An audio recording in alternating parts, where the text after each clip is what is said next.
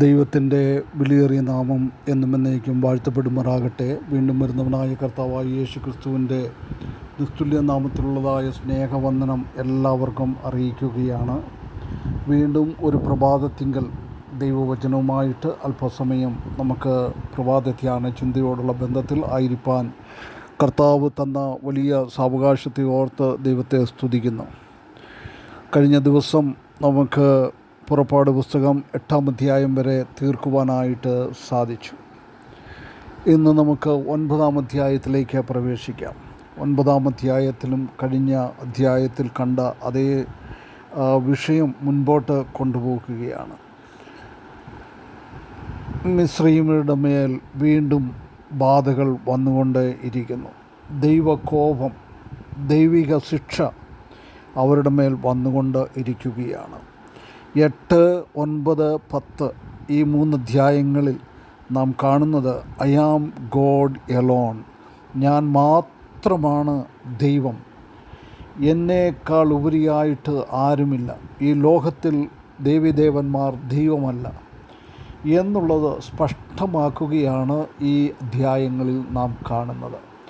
Israel മക്കളെ മിസ്രയീമിൽ നിന്ന് സ്വാതന്ത്ര്യമുള്ളവരാക്കി തീർക്കേണ്ടതിനു വേണ്ടി, ദൈവത്തെ ആരാധിക്കുന്നവർ ആക്കി തീർക്കേണ്ടതിനു വേണ്ടി ദൈവം അതിനുവേണ്ടി ചെയ്യുന്ന പരിപാടികളാണ് ഈ അധ്യായങ്ങളിൽ നമുക്ക് കാണുവാനായിട്ട് സാധിക്കുന്നത്. ഈ 9-ാം അധ്യായത്തെ നമുക്ക് 3 രീതിയിൽ അത് തിരിക്കുവാനായിട്ട് സാധിക്കും. 3 ബാധകളാണ് ഇവിടെ കാണുന്നത്. 1 മുതൽ 7 വരെയുള്ളതായ ബാധകളെന്ന് പറയുന്നത് മൃഗങ്ങളുടെ മേലുള്ളതായ ദൈവത്തിൻ്റെ ശിക്ഷ. അതുപോലെ തന്നെ 8 മുതൽ 12 വരെയുള്ളതായ വാക്യങ്ങളിൽ നാം കാണുന്നത് വ്രണങ്ങളെ കൊണ്ട് മനുഷ്യരെ പീഡിപ്പിക്കുന്നു. 13 മുതൽ 30 താഴോട്ടുള്ളതായ ഭാഗങ്ങൾ നാം വായിക്കുമ്പോൾ അവിടെ നാം കാണുന്നത് കൽമഴ കൊണ്ടുള്ളതായ 7-ാമത്തെ ബാധ. അപ്പോൾ ഈ ബാധകൾ മനുഷ്യരുടെ മേലും മൃഗങ്ങളുടെ മേലും ഒക്കെ വരുന്ന ബാധകളാണ് ഇവിടെ നാം കാണുന്നത്. ഈ അധ്യായം എന്ന് പറയുന്നത് 5, 6, 7 ബാധകളെ കൊണ്ട് നിറഞ്ഞിരിക്കുകയാണ്. ഈ ബാധകളിൽ വിശ്വാസികളും അവിശ്വാസികളും ഒരുപോലെ ശ്രദ്ധ പതിപ്പിക്കേണ്ടിയ കാര്യങ്ങളാണ്.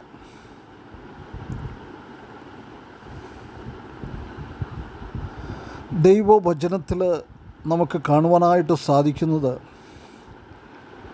പശ്ചാത്താപിക്കാത്ത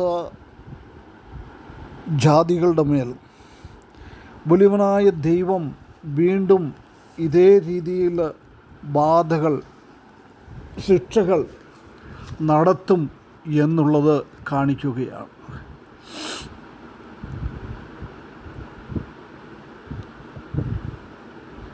അത് ഇപ്പോഴും ദൈവത്തിന് ചെയ്യുവാനായിട്ട് സാധിക്കും, അവസാന സമയത്തും ദൈവത്തിന് ചെയ്യുവാനായിട്ട് സാധിക്കും.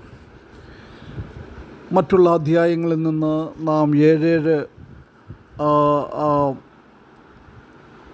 പാഠങ്ങൾ പഠിക്കുന്നത് പോലെ തന്നെ, അറിയുന്നത് പോലെ തന്നെ ഈ അധ്യായത്തിൽ നിന്നും നമുക്ക് ഒരു 7 പാഠങ്ങൾ നമ്മോട് എന്താണ് സംസാരിക്കുന്നത്. അത് അവിശ്വാസികളായിരുന്നാലും വിശ്വാസികളോടും ഒരുപോലെ ദൈവം സംസാരിക്കുകയാണ്.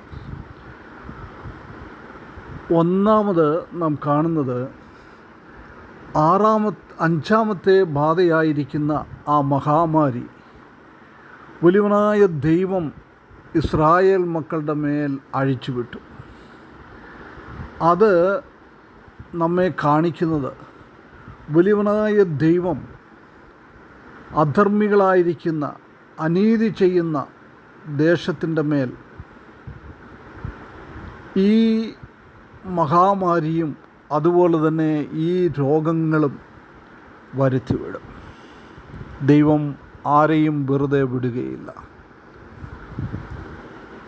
രണ്ടാമതായിട്ട് നാം കാണുന്നത് ഈ വലിയ ബാധ ഉണ്ടാകുമ്പോഴും വലിയവനായ ദൈവം ഇസ്രായേൽ മക്കളെ അവരുടെ സ്ഥാനത്ത് സംരക്ഷിക്കുകയാണ് ചെയ്യുന്നത്.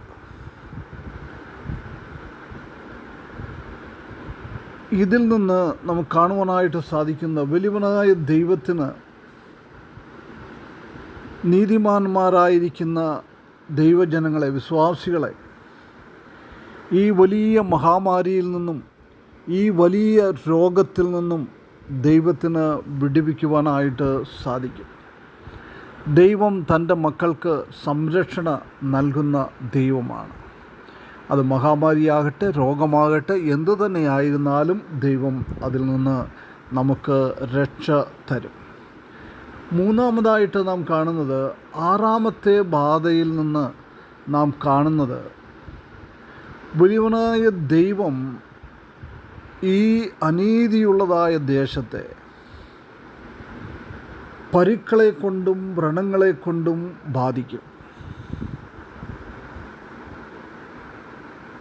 ഈ പരുവും വ്രണവും വളരെ വളരെ കഠിന വേദന ഉള്ള ഒരു ബാധയാണ്. ആ ബാധകൾ കൊണ്ട് ദൈവം നമ്മെ ബാധിക്കുവാൻ സാധ്യതയുണ്ട്. നാം ദൈവത്തിൽ നിന്ന് ദൂരെ പോകുമ്പോൾ, നാം അനീതിയോടുകൂടെ ജീവിക്കുമ്പോൾ ഇത് നമ്മുടെ ജീവിതത്തിലും വരുവാൻ സാധ്യതയുണ്ട്. നാലാമതായിട്ട് നാം കാണുന്നത്, ഫറവോൻ്റെ മന്ത്രവാദികൾക്ക്, ഫറവോൻ്റെ ദേശത്തിന്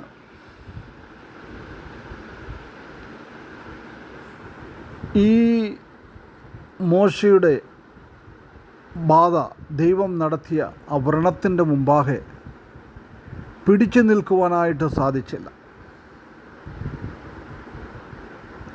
അപ്പോൾ ഇതിൽ നിന്ന് നാം കാണുന്നത്, മനസ്സിലാക്കുവാനായിട്ട് സാധിക്കുന്നത്, ഒരു ദുഷ്ടതയ്ക്കും ദൈവം വരുത്തുന്ന മഹാമാരിയുടെ മുമ്പിൽ നിൽക്കുവാനായിട്ട് സാധിക്കുകയില്ല.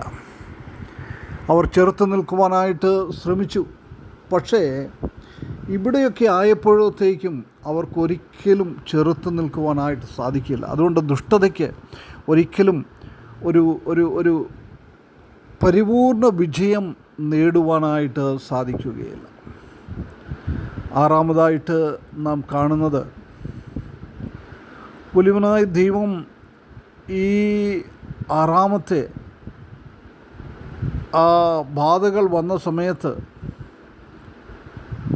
ദൈവം അവരോട് പറയുകയാണ്, നിങ്ങളും നിങ്ങളുടെ ജീവജന്തുക്കളും ഒക്കെ പോയി മറഞ്ഞിരിക്കുക. എന്തുകൊണ്ടെന്നാൽ വലിയ കൽമഴ ദേശത്തിൻ്റെ മേൽ വരുവാനായിട്ട് പോകുകയാണ്.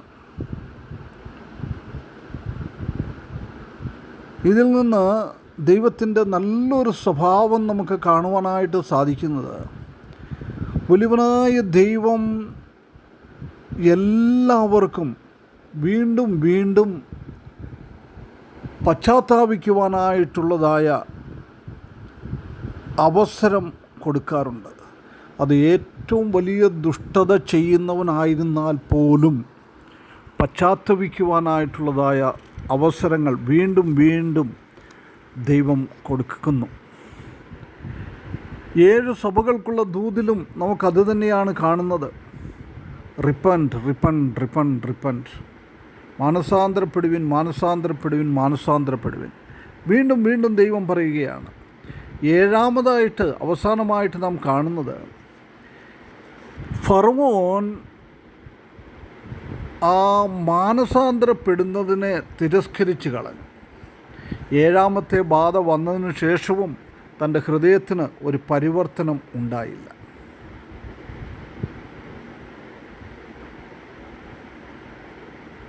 ഇതിൽ നിന്ന് ദൈവം നമ്മെ മനസ്സിലാക്കി തരുന്നത്, ആര് മാനസാന്തരത്തെ തിരസ്കരിച്ച് കളയുന്നോ, ദൈവത്തിൻ്റെ ഉപദേശം, മാനസാന്തരപ്പെടുക എന്നുള്ളതായ ഉപദേശത്തെ തിരസ്കരിച്ച് കളയുന്നുവോ, മാനസാന്തരപ്പെടാതിരിക്കുന്നുവോ, അവരുടെ മനസ്സാക്ഷി നിർജീവമാക്കി തീർക്കും, കരിഞ്ഞതാക്കി തീർക്കും. നിർജീവമായൊരു മനസ്സാക്ഷിയായിരിക്കും അവർക്ക് ഉണ്ടാകുന്നത്. മാത്രമല്ല, അവർ പാപത്തിനെതിരായിട്ട് ഒരു മരവിച്ച അനുഭവം, പാപം ചെയ്താലും പാപമാണെന്നോ ഒന്നും ഓർക്കുവാൻ സാധിക്കില്ല. അവരുടെ ഹൃദയം അത്രമാത്രം മരവിച്ചത് ആയിരിക്കും. വലിയവനായ ദൈവം സഹായിച്ചാൽ അടുത്ത ദിവസം തൊട്ട് നമുക്ക് ഓരോരോ വാക്യത്തിലേക്ക് പ്രവേശിക്കാം. ഈ വാക്കുകൾ കൊണ്ട് വലിയവനായ ദൈവം നമ്മെ ഓരോരുത്തരെയും സഹായിക്കട്ടെ. അവൻ്റെ വിലയേറിയ നാമം എന്നും എന്നേക്കും വാഴ്ത്തപ്പെടുമാറാകട്ടെ.